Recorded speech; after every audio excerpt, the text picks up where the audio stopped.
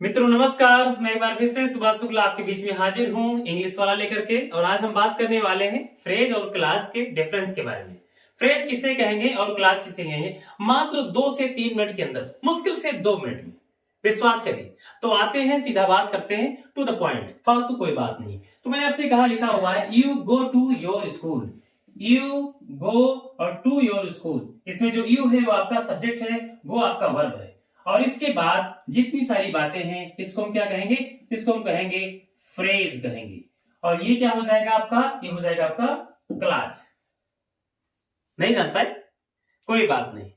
अगर शब्दों का कोई समूह लिखा हुआ है और अगर उसमें आप पाते हैं कि क्रिया और सब्जेक्ट, मतलब आपका जो कर्ता है और क्रिया है, अगर उसको हटा दिया जाए तो जितनी चीजें बचती हैं वो सब क्या होती है, वो सब की सब फ्रेज होती है। और जो उधर वाला हिस्सा है, मतलब यू और वो आपका हो जाएगा क्लास हो जाएगा।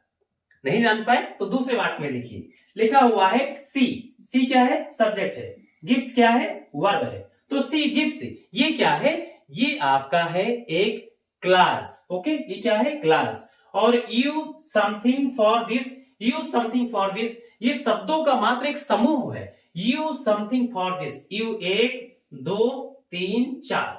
मैं पिछली वीडियो में आपको बता चुका हूं कि चाहे 2 शब्द हो, चाहे 4 हो, चाहे 10 हो, बस उसमें क्रिया नाम का शब्द नहीं होना चाहिए। अगर क्रिया नाम का शब्द नहीं है तो क्या है, वो शब्दों का एक ऐसा समूह है जिसका अपने आप में कोई पूर्ण अर्थ नहीं है। और जिसका पूर्ण अर्थ नहीं होता है, जिसका पूर्ण भाव नहीं होता है, उसको हम क्या कहते हैं, उसको हम फ्रेज कहते हैं, उसको हम वाक्यांश कहते हैं। तो शायद आप जान पाए हैं कि फ्रेज और क्लास में क्या अंतर है। नहीं जान पाए हैं तो मैं लास्ट टाइम आपको बता रहा हूं, देख लीजिए। अगर एक ऐसा वाक्य लिखा हुआ है, एक ऐसा वाक्य लिखा हुआ है जिस वाक्य में अगर सब्जेक्ट और वर्ब को हटा दिया जाए, सब्जेक्ट और वर्ब को हटा दिया जाए, तो जितनी चीजें बचती हैं वो सब क्या होती हैं, वो पार्ट्स ऑफ सेंटेंस होती हैं, वो पार्ट्स ऑफ सेंटेंस होती हैं। और पार्ट्स ऑफ सेंटेंस को हम क्या कहते हैं, वाक्य नहीं कहते। पार्ट्स ऑफ सेंटेंस मतलब वाक्य का हिस्सा। तो वाक्य का हिस्सा क्या होता है, शब्द। शब्द मीन्स वो 2 प्रकार के शब्द हो सकते हैं, बेयर या क्लेड। तो इस तरह से आप जानते हैं कि ये आसानी से आप जान गए कि इधर का हिस्सा हो जाएगा आपका फ्रेज और इधर का हो जाएगा आपका क्या, क्लास। तो फिर मिलते हैं आपसे। बहुत छोटे से समय में हमने बहुत सारी बातें कर ली। मैंने आपसे कहा था आपको समझ में आ जाएगा, आ चुका है। तो हम विदा लेते हैं आपसे।